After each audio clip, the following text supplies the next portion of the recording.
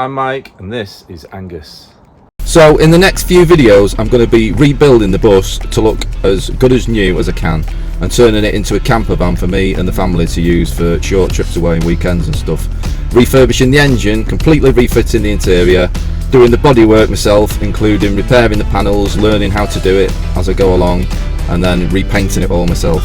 And it's got to be finished for June because it's my wife's birthday present. So can I get it done in time? Let's find out. So let's start off with the budget. I paid £2,500 for the van.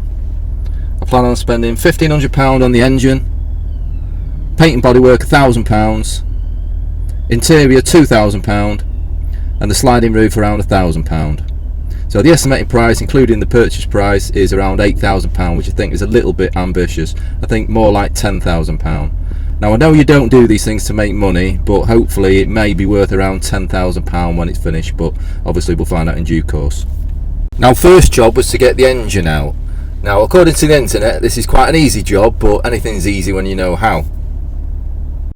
After a lot of faffing about I managed to get it out. It was fairly straightforward. The only difficult thing was the right hand bolt behind the doghouse fan, where you need to get your arm right behind it to undo it. Apart from that it was fairly straightforward.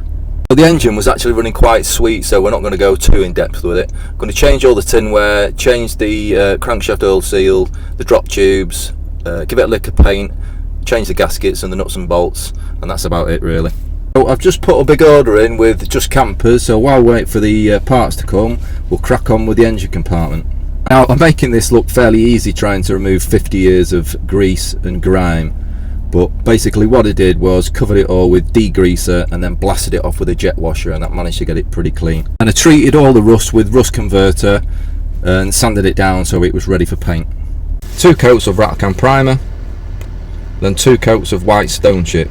I use stone chip as it's got a textured finish which covers any uneven welds and corrosion. Then I finished it off with 2 coats of 2-pack lacquer to seal it and give it a harder finish.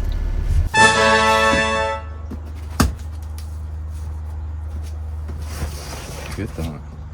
I was nearly right with the estimate. It came to around £1,700 for all the bits, but that's pretty much everything, so hopefully I don't have to spend any more money on the engine. First job was to replace the drop tubes, which was quite easy. I just watched a few YouTube videos and followed them, so it was quite straightforward. I paid extra for the stainless steel ones, as hopefully they might last a little bit longer. And then finished it off with a bit of bling, some shiny rocker covers. I think the standard ones were about £5 each and these were about £15, so not a lot in it really, and obviously they look a lot nicer. Any bits I'm not replacing, I cleaned up and give them a lick of paint, and then I put everything back together. It took me a few goes to get it right because there is a certain order you need to do it in, and because I've not done it before I didn't know what I was doing, but after a few attempts I managed to get it all back together.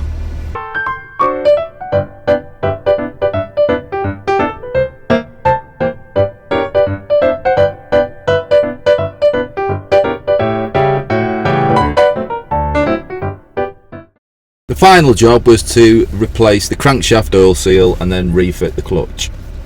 There you have it, all done, well nearly all done anyway. I've still got a few little jobs to do once it's back in. So for the next video we'll be refitting the engine, getting it running and then starting on the bodywork. If you've enjoyed this video please subscribe and like it, and then we'll see you in the next one.